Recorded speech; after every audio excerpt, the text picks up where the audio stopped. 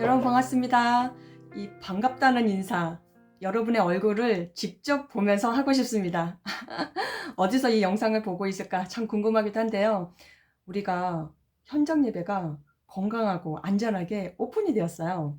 어서 나와서 우리 함께 예배 드렸으면 참 좋겠습니다. 자, 그래도 이 시간 가운데 하나님이 또 함께 하시죠. 여러분들이 마음을 활짝 열고 오늘도 하나님의 은혜를 받을 준비를 잘 하셨으면 좋겠어요. 이 시간 우리와 함께 하시는 하나님께 감사드리며 우리의 신앙을 하나님 앞에 사도신경으로 올려드리겠습니다. 나는 전능하신 아버지 하나님, 천재 창조주를 믿습니다. 나는 그의 유일하신 아들, 우리 주 예수 그리스도를 믿습니다. 그는 성령으로 잉태되어 동정녀 마리아에게서 나시고 본디오 빌라도에게 고난을 받아 십자가에 못 박혀 죽으시고 장사된 지 사흘 만에 죽은 자 가운데서 다시 살아나셨으며 하늘에 오르시어 전능하신 아버지 하나님 우편에 앉아 계시다가 거기로부터 살아있는 자와 죽은 자를 심판하러 오십니다. 나는 성령을 믿으며 거룩한 공교회와 성도의 교제와 죄를 용서받는 것과 몸의 부활과 영생을 믿습니다. 아멘. 오늘 하나님께서 주시는 성경 말씀을 함께 읽어보겠습니다. 자, 자막을 보시면서 천천히 함께 읽을게요. 창세기 50장, 벌써 50장이에요. 엄청 지도 나갔죠? 오늘 마지막 장입니다. 창세기 50장, 오늘은 15절부터 어떨까요? 21절 말씀까지 함께 읽겠습니다. 요셉의 형제들이 그들의 아버지가 죽었음을 보고 말하되 요셉이 혹시 우리를 미워하여 우리가 그에게 행한 모든 악을 다 갚지는 아니할까 하고 요셉에게 말을 전하여 이르되 당신의 아버지가 돌아가시기 전에 명령하여 이르시기를 너희는 이같이 요셉에게 이르라 내 형들이 내게 악을 행하였을지라도 이제 바라건대 그들의 허물과 죄를 용서하라 하셨나니 당신 아버지의 하나님의 종들인 우리 죄를 이제 용서하소서 하며 요셉이 그들이 그에게 하는 말을 들을 때에 울었더라. 그의 형들이 또 친히 와서 요셉의 앞에 엎드려 이르되 우리는 당신의 종들이니이다. 요셉이 그들에게 이르되 두려워하지 마소서. 내가 하나님을 대신하리이까. 당신들은 나를 해하려 하였으나 하나님은 그것을 선으로 바꾸사 오늘과 같이 많은 백성의 생명을 구원하게 하시려 하셨나니 당신들은 두려워하지 마소서. 내가 당신들과 당신들의 자녀를 기르리이다 하고 그들을 간곡한 말로 위로하였더라. 아멘. 진짜 이 본문만 읽을 때 정말 마음이 뭉클해지는 것 같아요. 형제가 화해할 뿐만 아니라 정말로 하나님의 사랑이 이 가족 안에서 이렇게 풍성하게 이루어질 수 있을까? 그 중심에 용서가 있었다라는 거예요. 목사님도 많이 배워야 할 그런 오늘 말씀인데요. 우리 말씀을 받기 전에 우리 말씀 고백 씩씩하게 외치고 하나님 말씀 듣도록 하겠습니다. 주의 말씀은 내 인생의 빛입니다. 주의 말씀은 내 삶을 변화시킵니다. 나는 하나님의 사랑받는 자녀입니다. 나는 축복의 통로입니다. 오늘도 주의 말씀에 내 마음의 문을 엽니다. 말씀하여 주옵소서. 듣고 깨닫고 말씀대로 살겠습니다. 아멘. 아멘입니다. 오늘 하나님이 주시는 말씀의 제목은요. 그 유명한 용서의 사람 요셉입니다. 한번 더 하실까요? 용서의 사람 요셉. 우리도 용서할 준비를 잘하면서 실천했으면 좋겠어요. 오늘은 요셉 시리즈 마지막입니다. 동시에 창세기 전체 강해 설교에 오늘이 마무리하는 날이에요. 자, 한번 물어보겠습니다. 지금까지 목사님이 창세기 몇 번째 설교를 했었나요? 20번째예요. 20번에 걸쳐서 창세기 강해 설교를 차근차근 했습니다. 아무래도 마지막 족장이었던 이 요셉 참 중요한 인물인데요. 그래서 가장 많이 나눴던 것 같아요. 요셉만 6번을 하는 것 같은데 우리 자신이 요셉이 되어서 나도 앞으로 요셉이 되고 싶다. 그런 생각이 있고 또 말씀대로 실천하는 순종이 있다면 반드시 그렇게 될 줄 믿습니다. 자, 요셉 그는 누구인가? 기억나시나요? 정직한 사람, 믿음의 사람, 꿈의 사람, 용서의 사람, 우리 그렇게 배웠는데요. 오늘은 마지막 그 중요한 용서의 사람 요셉에 관해서 살펴보도록 하겠습니다. 요셉의 인생에 있어서 가장 클라이막스라고 할 수 있습니다.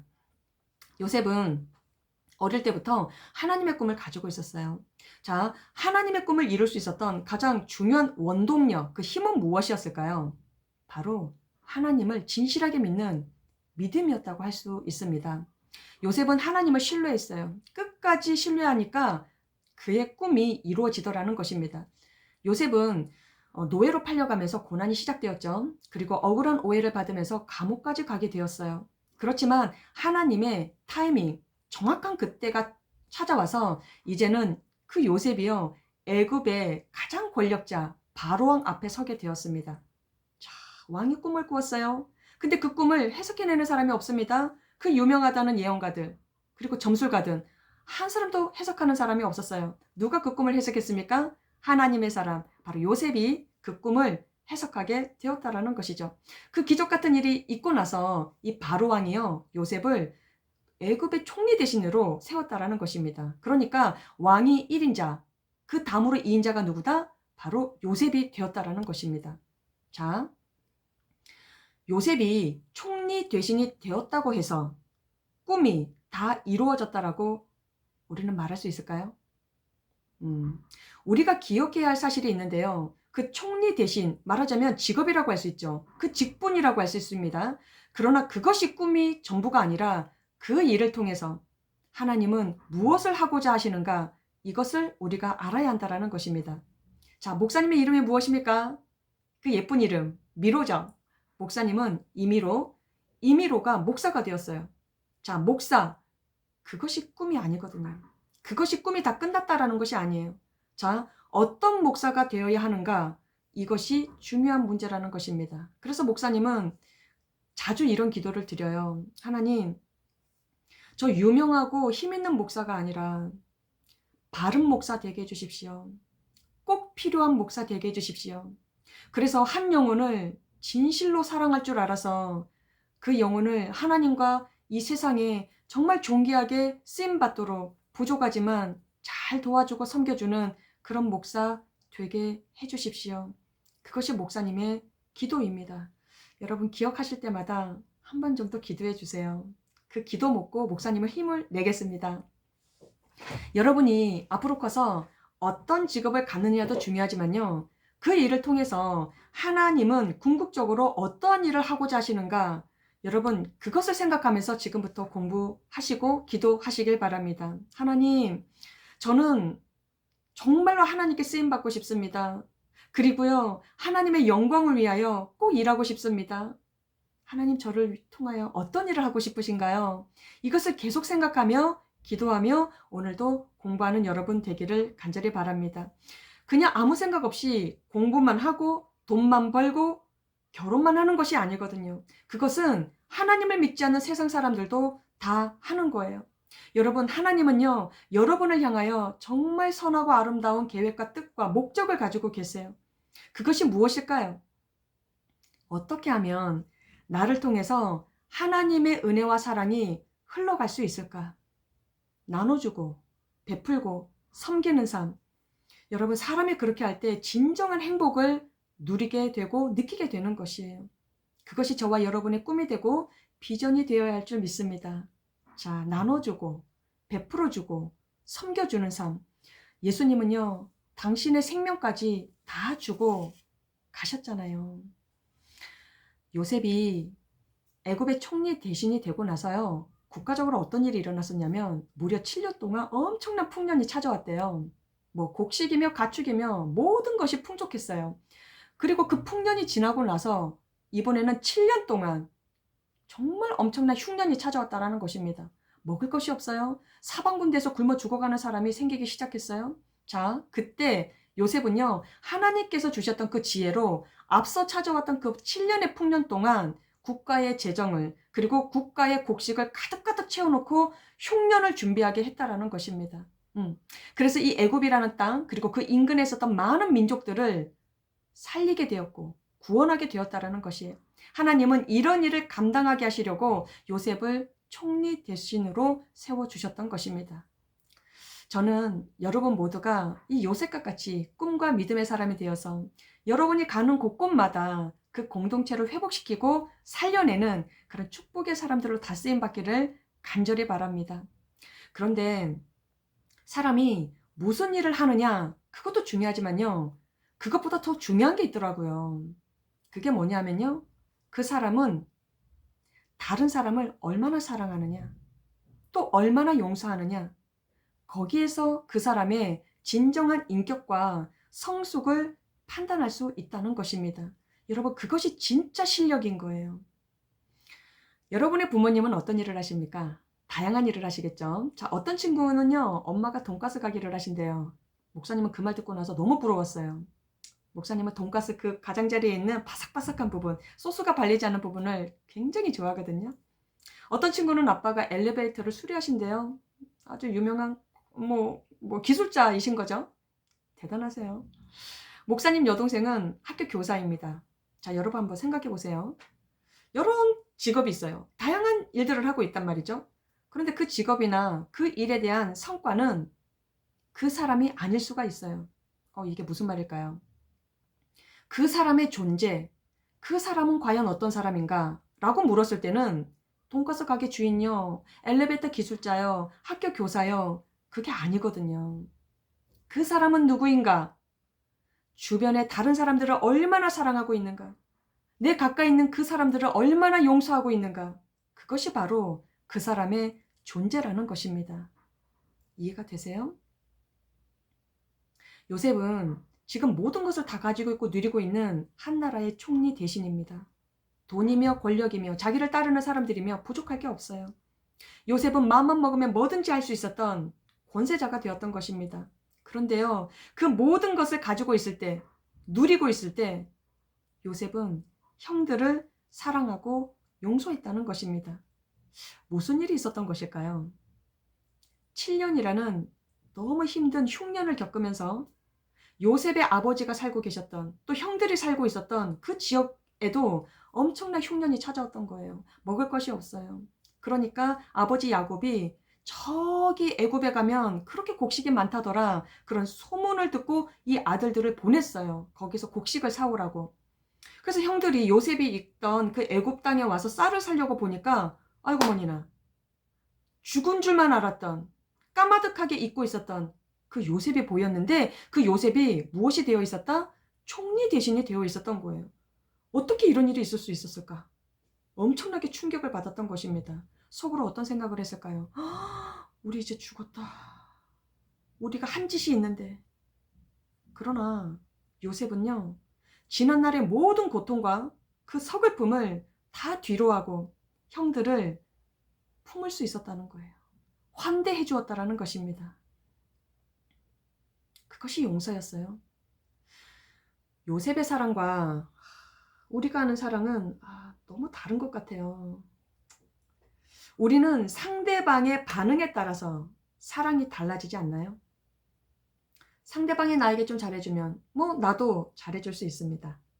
상대방이 나에게 좀 불편을 끼치면 나 역시 그 사람을 꺼리게 되고 싫어하는 마음이 생기죠. 말도 섞기 싫어요. 이것이 우리들이 하는 사랑이에요. 살짝 미성숙하죠. 우리들의 사랑에는 조건이 많습니다. 한계가 있어요. 그래서 우리들이 하는 사랑에는요, 늘 복잡하고 이 스트레스가 따라오는 것 같아요. 내가 준 만큼 받고 싶은 그런 계산이 깔려 있거든요. 손해보는 사랑, 거저주는 사랑, 그런 거 잘 안 해요. 목사님도 쉽지 않더라고요. 그런데 요셉은 그렇지 않았다는 것이죠. 좀 이상한 사람이에요. 이런 사람 처음 봤거든요. 그래서 배워볼까 합니다. 형들은 요셉을 죽이려고 했지만 요셉은 형들을 본질적으로 사랑했다는 것입니다. 형이니까. 그거 하나였어요, 이유가. 내 형이니까. 아무리 배다른 형이랄지라도 아버지가 같은 나의 가족들이니까.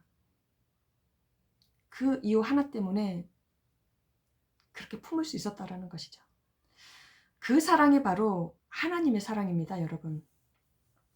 하나님은 우리의 태도를 보시고 우리의 반응에 따라서 사랑하시는 것이 아니었어요. 우리의 태도나 반응과 전혀 상관없이 하나님은 우리를 덮어놓고 사랑하시기로 결정하셨던 것입니다.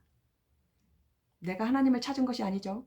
하나님이 나를 찾아오셨어요.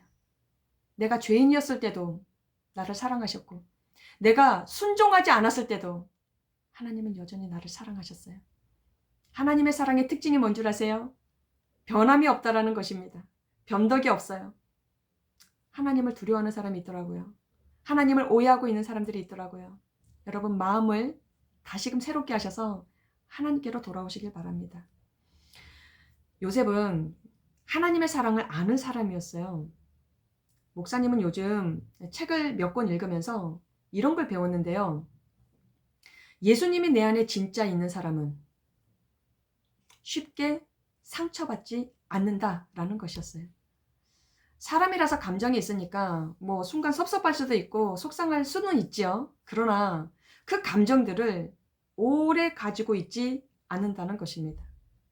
저는 여러분 마음 가운데 모든 상처와 그 어떤 아픈 기억과 섭섭함들이 이 시간에 온전히 깨끗해지기를 축복합니다. 하나님의 사랑의 마데카솔로 살살 비벼서 다 치료되기를 간절히 축복합니다. 오늘 우리는 창세기 마지막 장 50장에서 거대한 장례식을 보게 되는데요. 성경 본문을 다 읽지는 않았지만 정말 장례식이 거창하게 이루어졌어요. 누가 돌아가셨느냐? 요셉의 아버지, 그 수많은 형들의 아버지 야곱이 죽었던 것이에요. 그 장례식이 있었습니다.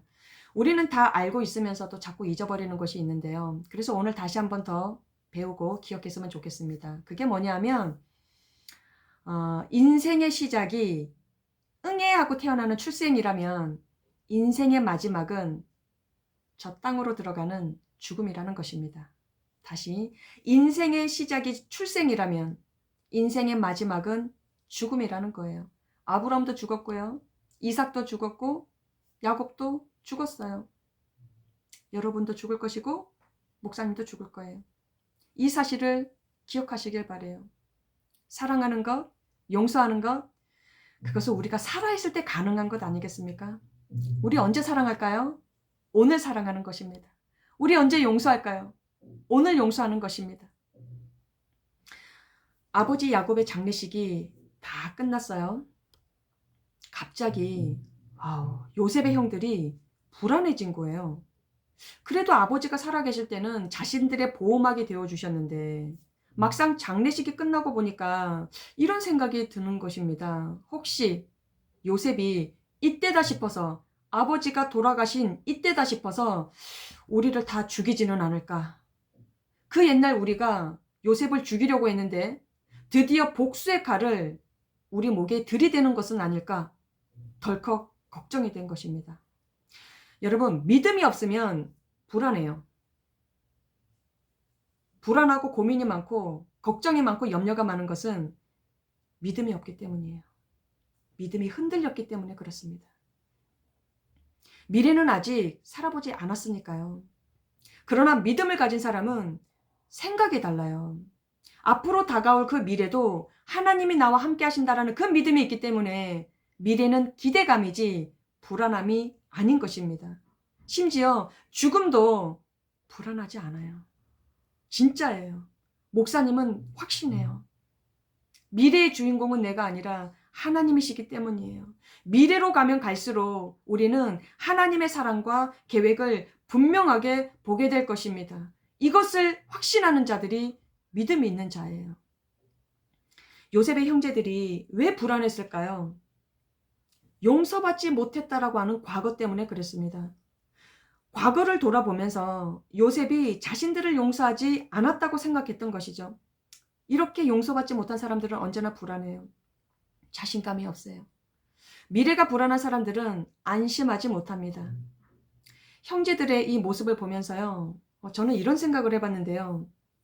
이것은 마치 교회에 나오면서도, 우리가 지금 다니고 있는 교회를 다니면서도 걱정이 많고 불안해하는 우리들의 모습과 별반 다르지 않다라는 것입니다. 우리의 문제는요, 교회에 나오지 않아서가 아니라 우리의 문제는 오히려 교회에 나오는데도 불안하다는 것입니다. 다시 한번 정리해 드릴까요? 우리의 문제는 교회에 나오지 않아서 불안한 것이 아니라 오히려 교회에 나오는데도 불안하고 걱정하고 고민이 많고 염려가 많다라는 것이에요. 왜 그럴까요? 내가 사랑받고 있다는 확신이 없어. 내가 용서받았다라고 하는 그 믿음이 없어. 여러분, 두려워하지 맙시다. 목사님도 두려워하지 않을게요. 정말로 지금 가장 심각한 코로나, 여러분 방역을 잘해도 걸릴 수도 있고, 그렇다고 우리가 조심하지 말자는 얘기가 아니에요. 우리가 코로나가 되었든 앞으로 어떤 일이 되었든 두려워하지 맙시다. 그것은 마귀가 주는 유혹이에요. 우리 몸을, 우리 마음을, 우리 생각을 그냥 얼음처럼 얼게 하는 마귀의 속임수예요. 확실한 것은요, 지금도 나와 함께 하시는 그 하나님만 굳게 믿으면 되는 것입니다. 그런데도 불구하고 힘든 일 있을 수 있어요. 아픈 일 생길 수도 있어요. 어려운 일 생길 수도 있습니다. 한마디로 고난을 겪을 수가 있다라는 사실이에요. 그러나 여러분 괜찮아요. 정말 괜찮아요. 요셉처럼 하나님과 끝까지 함께 했다면 마침내 하나님의 반전의 역사, 그 기적을 보게 될 것입니다. 이것이 바로 믿음의 능력이에요. 불안해하는 형들을 보면서 요셉은 어떤 반응을 보였나요? 울었대요. 그것도 한 나라의 총리 대신이 울었답니다. 여러분, 마음이 부드러운 사람이 울까요? 아니면 마음이 딱딱하고 고집이 센 사람들이 잘 울까요? 눈물은 하나님의 선물이에요. 기도할 때 많이 울면 살면서 울 일이 없다라는 말 혹시 들어본 적 있어요? 목사님은 책에서 그 글을 읽고 줄을 딱 그어놓고 몇 번이나 반복해서 외우고 읽고 속으로 생각하고 가슴에 새겼어요. 한 번 더 말씀드릴까요? 기도할 때 많이 울면 살면서 울 일이 없다. 자, 모든 사람들이 공부가 힘들다고 해요. 사는 것조차가 힘들다고 말합니다. 학생들이나 어른들이나 다 힘들다고 얘기해요. 요즘 더더군다나 그러지 않겠어요?